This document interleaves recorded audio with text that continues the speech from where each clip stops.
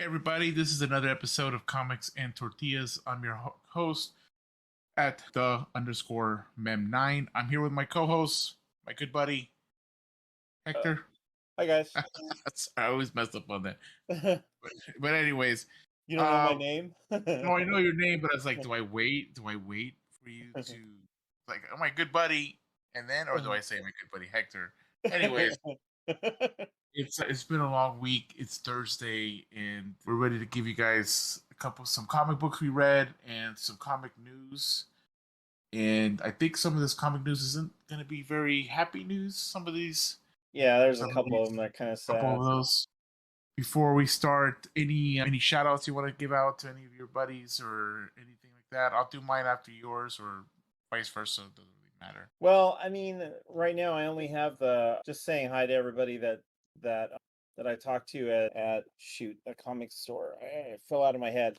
No, I'll All just say right. no. You guys can always find my buddies at Critical Thinking, and you can find my other buddy at For the Villain with the Comic Syndicate. Really good guys, really good podcast. Check them out. Anyhow, I think we should just dive right into some news, see what's going on in the comic community. Yeah. Okay, so if you're in the surrounding area in the East Coast, the New York Comic Con will be going from October the 6th, which is today, until October 9th. Lots of artists and actors will be there, but the actors people are jazzed about include Oscar Isaac from Moon Knight and Dune, Sebastian Stan, the Winter Soldier guy, if you know him, and Anson Right. Mount, Star Trek Strange New Worlds. He plays Captain Pike. There's a lot of other artists and writers and other creatives that will be there. Check out the schedule for more information at newyorkcomiccon.com. It's funny. I was watching this thing on the New York, and I follow this other guy. He's like a card collector type guy, and he was telling us how late the loading is right now. It's so bad that people haven't even started putting up their booths. And Really? he says it's 9 o'clock. It's like 9:02 p.m. tonight. He's saying it, and people have not gotten their loads in to start building. So they're like, Wow.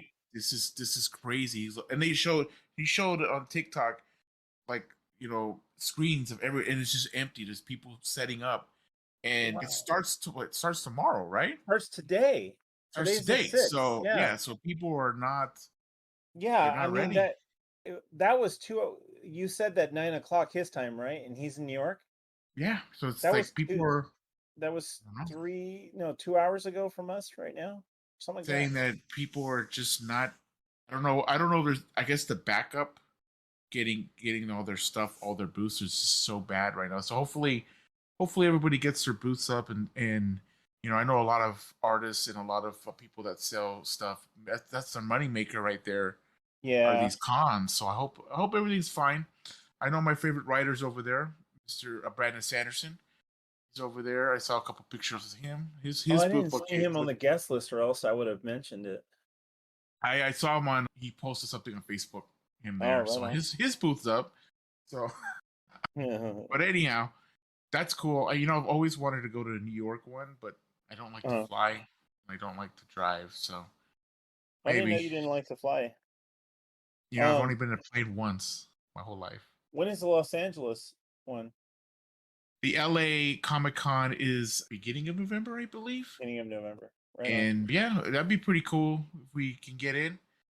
Wait, Like I said, yeah. wait, did you just say you only flown once? Well, back and forth, so twice, I guess. Around one round trip Yeah, is what you're one saying. round trip. Yeah, so Where did you go? I went to Corpus Christi. That's where my Texas. Texas. Well, that's where Wow. my dad's family is, Wow. and we went there for 2 weeks. I think it may have been 2 weeks too long, but so boring, dude. Wow. It was in the 2000s, so I was 20, maybe yeah, Wow. about 20, and it was just the boringest time. But we did get to go to New Orleans. Yeah. We drove. Me, my mom, and my sister drove down there, and it's a quick From story. Texas. I stalked my one of my other favorite writers, Anne Rice, Right. because it's really known fact that where she lives, everybody knows where she lives. So Yeah. it's a regular house. Lived. And what's that? Lived. Yeah, lived. She's no Oh, longer with she's us. no with us. She moved to LA too before she passed. Yeah. And there was a limousine out there, and it was on. It was running. So I'm like, dude, she's gonna have to come out sometime, right? Limousines out there. It was cold. It was December, and I waited for like 45 minutes, and then she finally popped out. I'm like, hey, what's up? She kind of gave me a wave, and then drove off. And I was like, that was pretty cool. Wow, you got a chance to see her. Yep, stalked her Yeah. for about 45 minutes outside her door. But anyhow, good stuff. But I don't like to fly. You don't like to fly. Meanwhile, I've jumped out of airplanes. See? I know, right? You must have been in a lot of planes, dude. Yeah, That's I've just been in a crazy. lot of planes. All right, let's move on. Sure All right. beans. All right, some DC news. Ezra Miller shot more pickups for The Flash last week. Blair Marnell reporting for Superhero Hype. In the midst of the tumultuous summer, Ezra Miller somehow found the time to appear in reshoots for The Flash, and yet the film, which has been delayed multiple times, is still apparently unfinished. Earlier today, the rep stated that Miller once again reported for the set last week. According to the outlet, Miller shot a day of pickups last week, which doesn't sound like it was extensive, but it's still an open question of how much is left to do on the film. You remember we already announced before, I think it was either last week or the week before, that the composers have wrapped up development of the soundtrack. So that's done.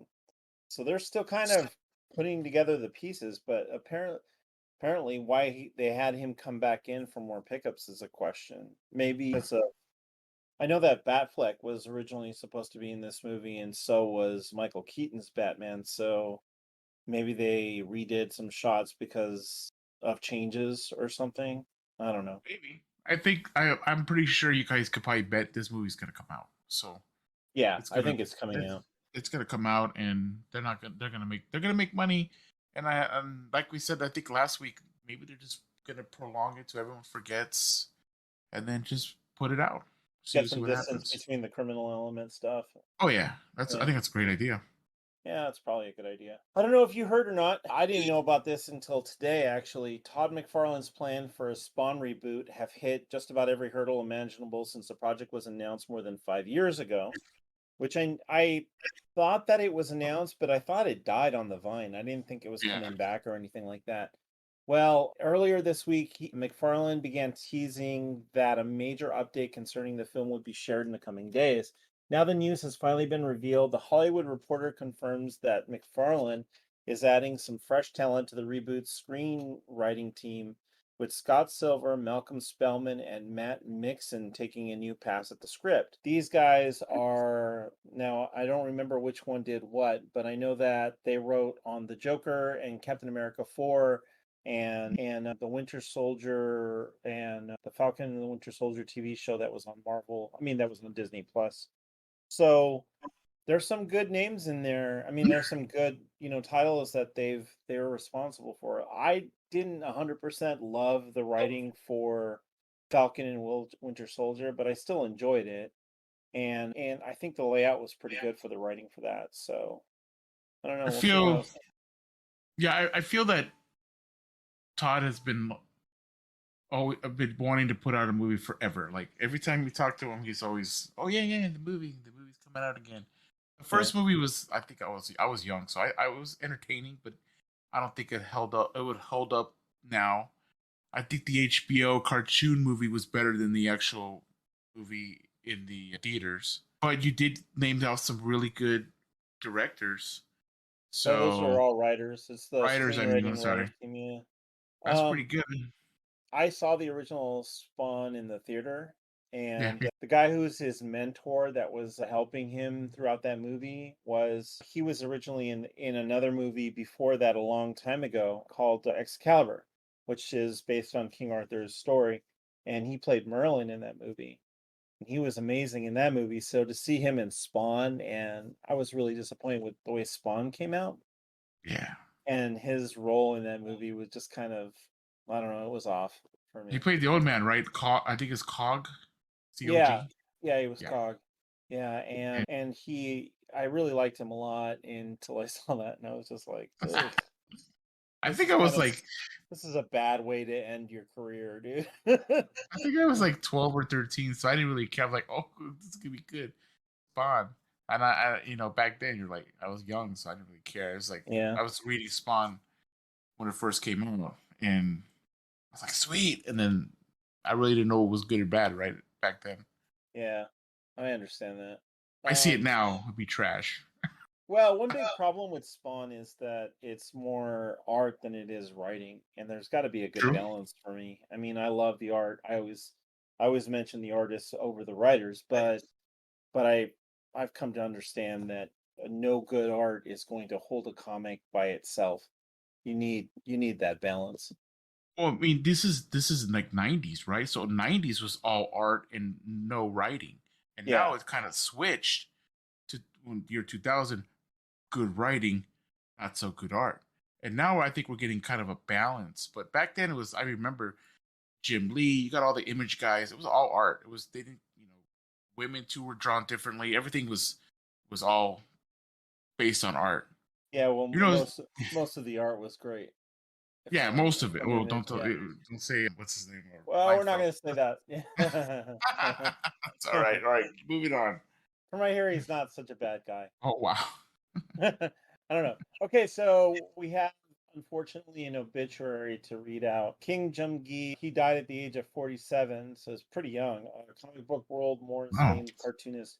This is reported by John Jackson from Newsweek. The revered comic artist Kim Jung-gi died this week at age 47, according to a statement posted early Wednesday on his social media accounts. Members of the comic book world have since flooded social media with tributes to him and his legacy. He died quite suddenly at the age of 47. If you don't know much about his work, you really ought to go and look. He had a celebrated career with both his projects on both Marvel and DC Comics. His work was known for its complete complex imagery, and some of the most famous projects include the illustrations for The Tiger, The Long Tail by writer Sing-Jin Park, drawings for Marvel's Spy Games comics, and various covers for Marvel's Civil War II, which were really good. The statement announcing his death said Kim had been in Europe before he was scheduled to fly to New York Comic Con. At the airport, he experienced chest pains and died at a hospital a short time later. CB Sebesky, the editor in chief for Marvel Comics, tweeted, "Woke up to the tragic news of Kim Jong-ji's passing. Still sitting here stunned. There's no one quite like him." You can find out crazy. more information from Newsweek on the story. He was really young, 47 years old. We're supposed to go to New York Comic Con this today. Yeah, so he was He died at the healthy airport. and he was Wow. healthy and you just never know. You gotta take care of your health, I Yeah. guess. I mean, we don't know. We don't know what happened, but okay, another obituary. But before I give you the other obituary, let's do something a little crazy. Okay, Bad Idea Comics. A lot of people apparently hate them. I don't know much about them. Bad Idea Comics has announced it's shuttering its business earlier this year, and the report was that this was not actually true. However, Bad Idea did also say that they promised to close their doors permanently if they raise $2.6 million on Kickstarter for some reason. The Kickstarter will produce two graphic novels, and if the money is raised, it will kill the company. So it's like an announcement that, like, hey, come and buy our two graphic novels, and if we make enough money, we're not coming back. So it's really Like a, weird. Apparently, more details will be announced in the New York Comic Con this year. Rich Johnston reporting again for Bleeding Cool Comics. And you can find that on Bleeding Cool. Not Bleeding Cool Comics, Bleeding Cool, the website. sounds like a bad idea. Yeah, it's so weird. They're like, come join our Kickstarter and help us like make these two graphic novels popular so we can end the business. I mean, who Make some does that? money grab. I don't know, man. Yeah, I guess it's a publicity stunt or something. They're Well, we're apparently talking about it. hated. They're not very well known. So, I mean, I've they're never not heard of very them. well not liked apparently. I don't know why. So, I don't know very much about them. I've So, never heard of them. yeah, neither have I. But it's going to be on Kickstarter, so I guess if we want to hear about them, we can go and look. Okay, so back to the other obituary, and this is the last of the news. Oni Press, Image Comics, and Black Mass Studios comic book illustrator and cartoonist Vincent Kukua has passed away. There's no easy way to say this. Vincent Kukua passed away in the last day or so. As of now, it appears to be natural causes, but the medical examiners are still working to understand all of the details. Vince was an uncommonly good person. I have never known, this is a quote, by the way, I've never known someone who was more gentle, compassionate, or so effortlessly kind. He was an incredible part of the comics community, both as an artist, a fan, and a production designer.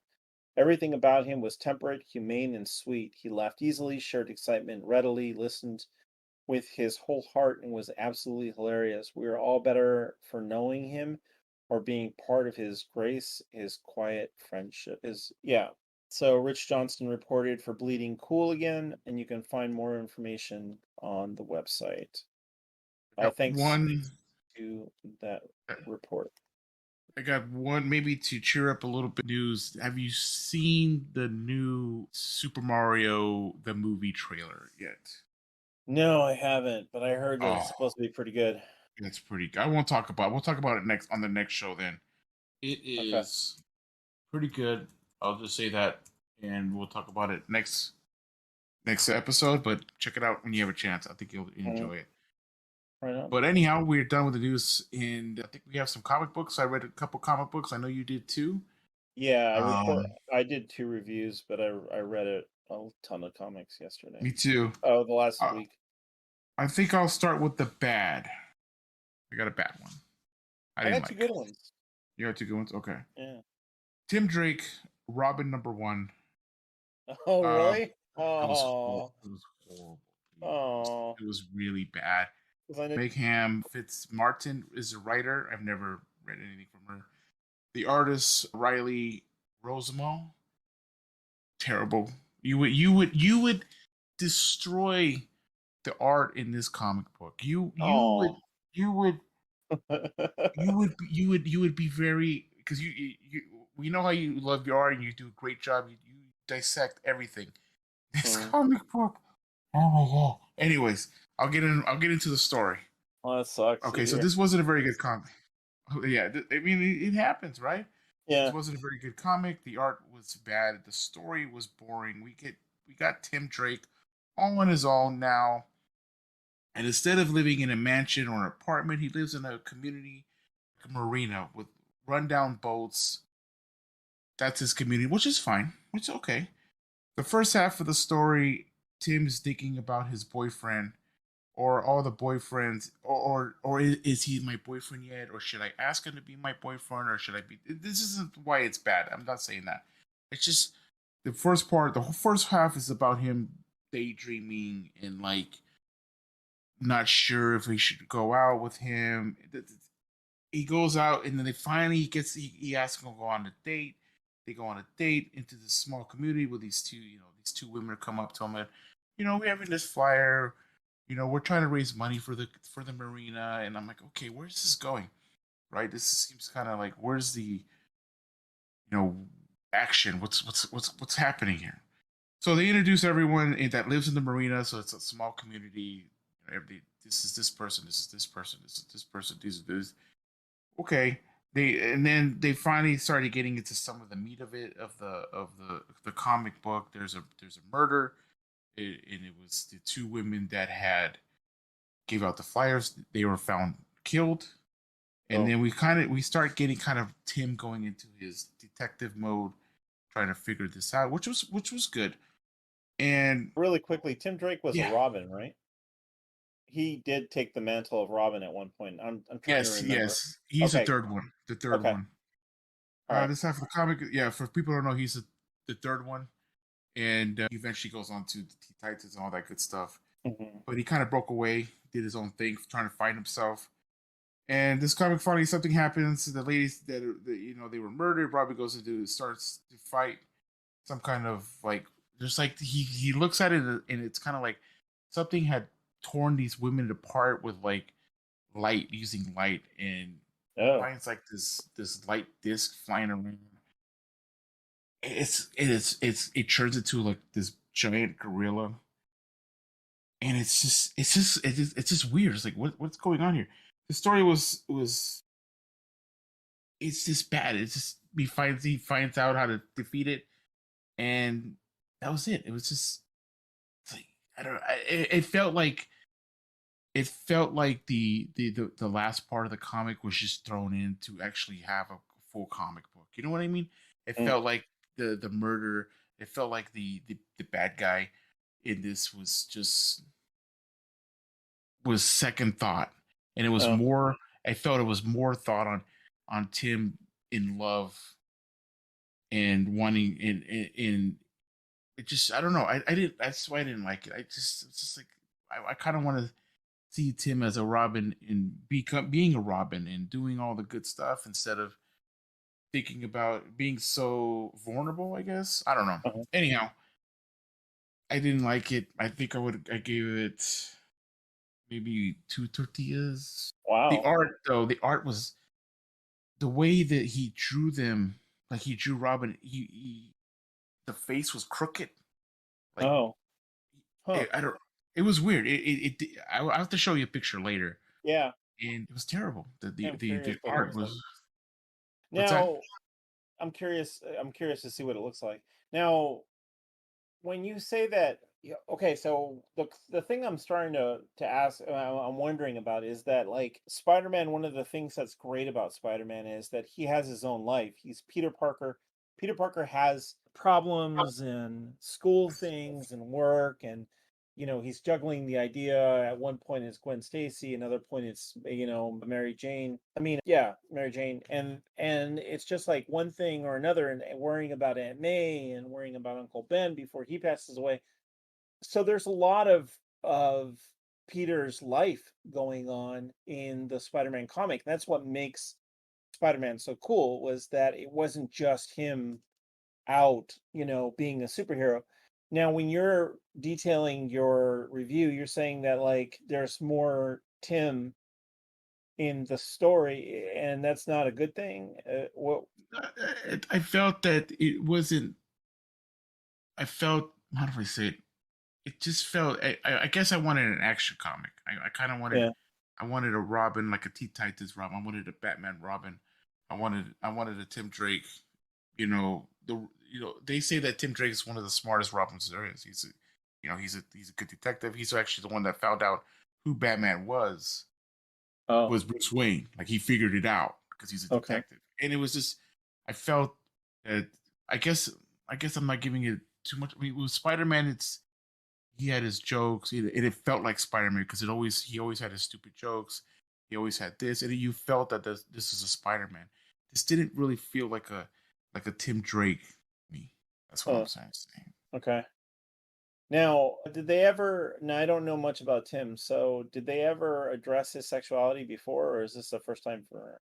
This is fairly new. This is I think they said he was bisexual a couple months ago, Uh-huh. and then now has a boyfriend. He broke up with his girlfriend, and now he's in love with this gentleman, and that's fine. Nothing wrong with that. I'm just saying, Oh yeah, I no, kind of I was just curious because I don't know much about Tim Drake, to be honest. I don't really yeah. care one way or another if he's, This is fairly new. This who is he's this is dating. kind of DC has been doing this with some characters like Superman's son is gay, and so this is fairly new.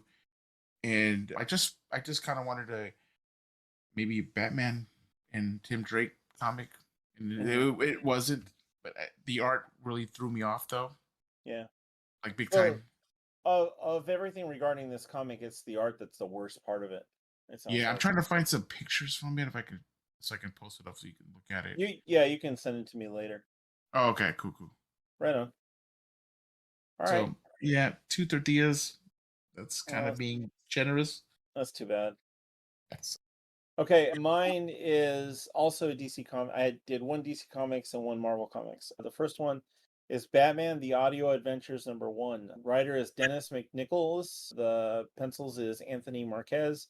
Colors is David Stewart. The inker is J-Bone, and the letters are Ferrin Delgado. The actors in this story are the Joker, Dr. Harleen Quinzel, some chick, Killer Croc, Gordon, Commissioner Gordon, Robin, Batman, the Eager Beaver Gang, and the Demon's Brood. The story starts off where Dr. Harleen Quinzel is thrown into a vat of chemicals by the Joker from a high catwalk.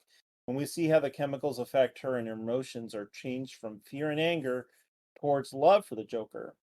That's the last we see both of the Joker and Harleen. We cut elsewhere in the sewers to Killer Croc, who is double crossed by a couple hoods by giving him a chest of useless stuff instead of a payment he was owed. He is enraged at first, but then those same chemicals that washed over Quinzel also end up on Croc, and he finds himself infatuated with the contents of the chest of treasures, quotation marks, including a red-headed doll. Batman arrives at a crime scene. This is elsewhere in the city, and with Commissioner Gordon, they see that someone beat up a gang of toughs before taking off with some swords. We cut to the Eager Beaver gang, whom have been sold a ton of equipment the King Scimitar gang used to have before they were shut down by the Batman. Suddenly, the Demon Brood attack, saying that they are searching for a specific scimitar. Who are these mysterious men and what do they need the scimitar for? I think that the art was pretty fun. This is more of a cartoon version of a comic. It's not like really detailed to look realistic. So you've got yourself an almost like the Batman animated TV show. Not the same kind of style, but it feels more like it's something like that. The inks are great and the colors and the scene layouts are really good. The art is fun. It's not too detailed. There are some areas where it's a little weak and you can see where the weaknesses are for this artist. But for what they're working on here, it's got this radio vibe that's really neat. And it seems to be going for it. I really love this comic and I'm looking forward to seeing more art from it. The writing Nice. is yeah, the writing is a lot like the art and is written like a radio story. It's very well laid out. You're bringing out a lot of you got a little bit of comedy in the center with the Eager Beaver gang.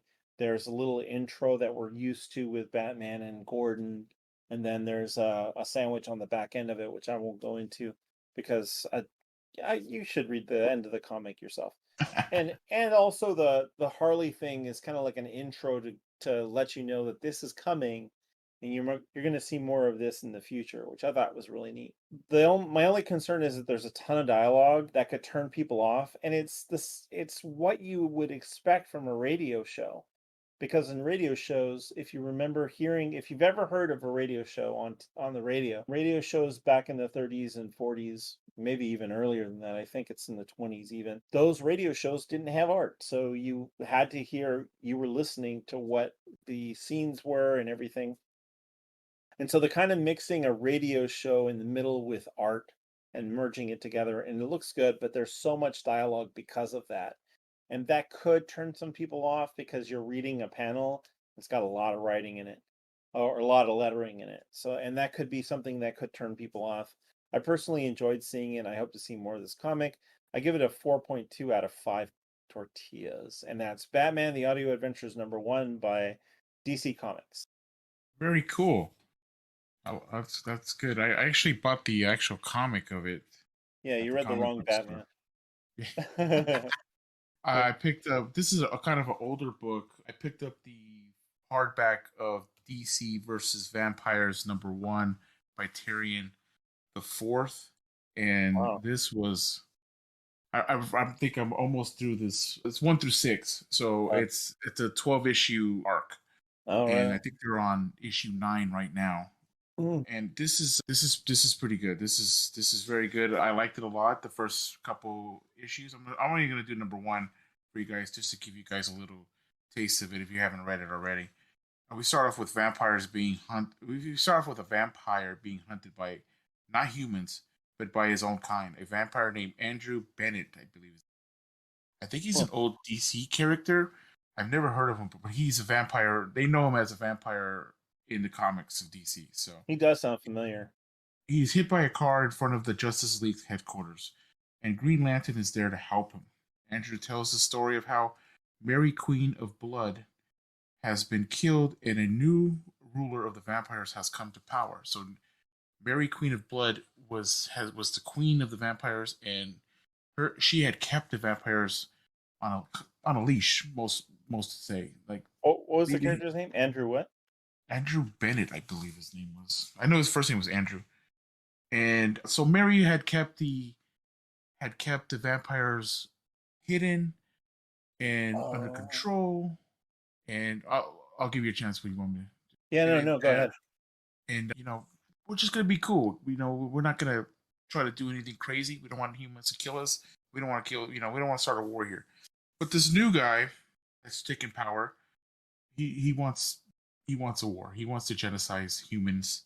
So Bennett is telling, or Andrew is telling the story to Green Lantern, and he finds out a plan about the vampires, and he finds he goes into this where the Legion of Doom is, their headquarters. He's trying to find answers, and the Legion of Doom has been turned into vampires, so they are vampires now.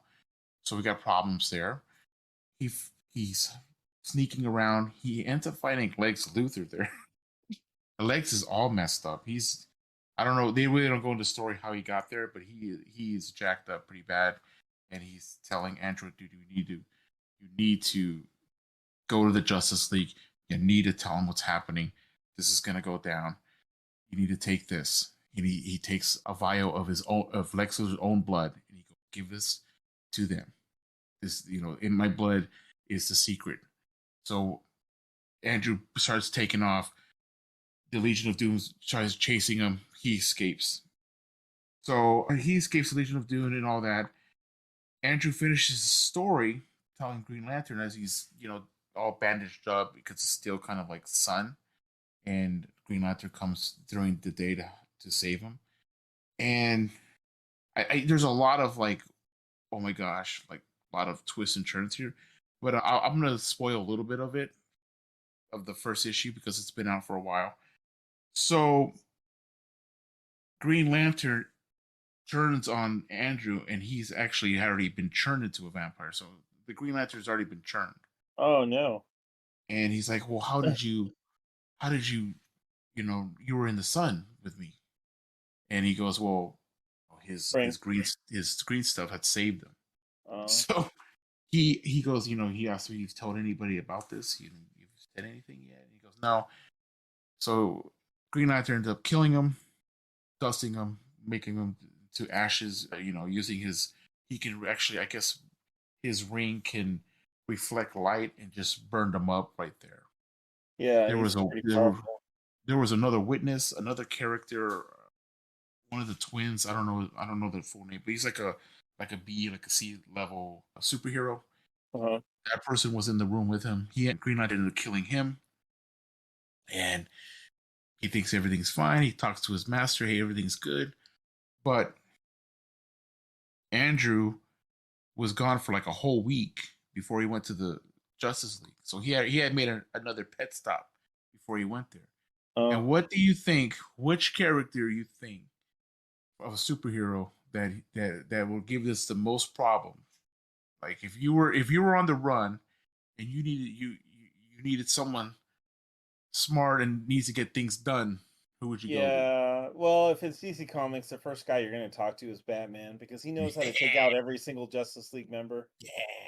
Come on. So it's DC Comics. So Andrew, it's an easy one. Andrew had actually went to Batman. Batman. So I guess he knew. I guess he knew it was Bruce Wayne because he went through the front door, so he knew that the manor was Bruce house. He gave it. Batman wasn't there, so he gave it to Alfred, and then Alfred gave it to Bruce. Like, "Hey, you go. Somebody was here to see you." And Batman is on the case, and I'm gonna leave it there. I'm about 4 issues in, and it is a ride. It is a ride in this book. There's a lot of like, yeah, oh geez, oh my gosh. So very good book, very good. Well, you got Tyrion the Fourth. I mean, I think I just read everything that guy writes. So great book. The art is beautiful too. So good stuff. I would give it 4.5. 4.5. Pretty good. Andrew Bennett has been a vampire since 2011. He's got the vampire powers. So enhanced senses, immortality, invulnerability, regeneration, superhuman strength, speed, stamina, psychokinesis, hypnosis, transformation, wings, claws, fangs, bat, phasing stuff, magic. After being resurrected by the Crystal One, Andrew has shown himself to be adept in the use of magic, and he also has the ability to use a sword pretty well. So his first appearance was in I, Vampire in 2011. Okay. Yeah, so he's been out for quite a while. Good book. Good book, man. It's really good. Oh, I got actually, every. no, I'm sorry. His first appearance was The House of Mystery 290 in March 1981. I'm sorry. Oh, it's been a long Yeah, time. so he's been around longer than that. Jeez. Very good book, man. Cool. Right on. Yeah, I saw that picture of the Todd thing. That's so Oh bad, gosh. dude. Yeah, that was not that hard good. Tim. Yeah, Uh, Tim. Yeah, it's pretty Yeah. bad. Hey, do me a favor and type in the titles that you had. I do. Okay, for me, my next review is Axe Avengers number 1. So I don't know if you people haven't been listening to us before, or this is your first time listening. I've been covering Axe Judgment Day for a while now, and it's been going from one. It's a crossover for the summer. We're coming to the end of it. I think I have to look to see what the how many titles are left. Cool, thanks. And we're coming to the end of it, I think. Axe Avengers number 1. The writer is Chiron Gill. Oh yeah, this is Marvel Comics. Penciler is Federico Vincent. The colors are Dean White, and the letters are VC's Corey Petit. The actors in this one are the progenitor. Let me try that again. The progenitor. He's a celestial. Iron Man, Jean Grey, Wolverine, Mr. Sinister, Ajax, Circe, and Makari. So you got a little bit of got one Avenger, you got a couple, like 3 X-Men and 3 Eternals. The premise: the progenitor has carried out his judgment and is now set out to destroy Earth. So this picks up after Max Judgment Day number 5, I'm sorry. A small team of Avengers, X-Men, and Eternals have gone inside the progenitor in an attempt to activate its self-destruct mechanism. Unfortunately, everybody else that was outside, except for a very few amount of X-Men, have died trying to take on the progenitor in order to give the ability for these guys to get this crew that we're talking about in this story to get inside the progenitor in hopes of being able to destroy him. The acting characters that I mentioned from the different teams are infiltrated into the progenitor's halls, hoping to take it out from the interior. As they go about their plans to get to the destruction node, they of course have to take a detour as the progenitor's body is flushed with power. In quotation marks, because this was what said, according to the reason why is because it's too heavy for reality in some. En route, of course, they get attacked by the progenitor's antibodies, because nothing is ever easy, is it? During the battle, Tony's helmet gets Tony Stark, in case you're not familiar, is also Iron Man. I don't know what rock you've been under. Gets ripped off from him, and he is overwhelmed by hexagon templates that cover his face. And as the rest of the team tries to help him by taking those hexagons off, they're trying to rip them off of him. He's elsewhere somewhere in self-reflection, perhaps. Can he escape this trap? The art is pretty good, and the coloring is pretty good. There's some great effects. I particularly like the full page of rainfall that was detailed in pages 18 through 20. I won't get into what the details were of that one.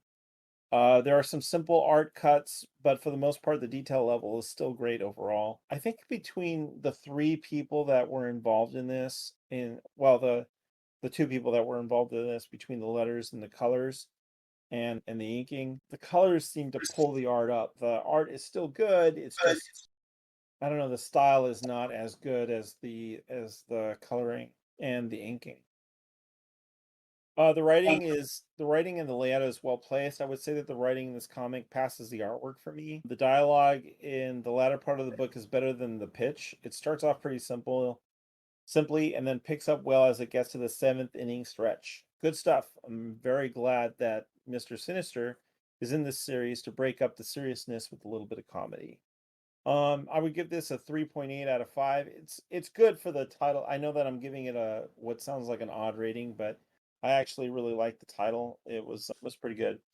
Between the 2 comics that I reviewed today, I would say that the Batman Audio Adventures I enjoyed more than the X Avengers number 1. But still both good books. Very cool, man. I'm just gonna do a quick review of this book, this graphic novel, and this is a little bit different. The author is an actual novelist, so she writes a lot of YA young adult books. She has a one of her books are on a show on Netflix, The Shadow and Bone, The Six Crows. Were popular. The movie, the show is okay, but the books are really good. This is called The Demon in the Wood, and the author is Lee Bardigo. Bardigo. Verdugo. Vertigo. And it's pretty much, this is kind of a story that's inside that that that world of Shadow and Bone and Six Crows. So it's just a short story. I think it's a prequel. Just we just a random witch. So we're talking about witches that have powers, and this witch is with his mother. They're traveling, and in this land they are hunted. So they're looking for this camp with a lot of other witches, so they can be safe. And he has a different kind of power where his witches, he can go through shadows. He can play with shadows. So that's kind of his power. And but he has a secret. He has something else that we find out later in this graphic novel. It is called a amplifier. So he's kind of an amplifier, which means he can amplify other people's powers a lot. So these kind of people are kind of, witches are even more valuable. But for another person to actually use this, they would have to take their bones. So they would have to kill them. So, anyways, he gets to this camp. He's trying to be secret with his mom. He's trying to just lay low. He meets a girl. The girl is very adventurous. She wants to prove herself. So they find another amplifier through a grizzly bear. Like, this bear it has this power to amplify their power. So they go on a hunt looking for him.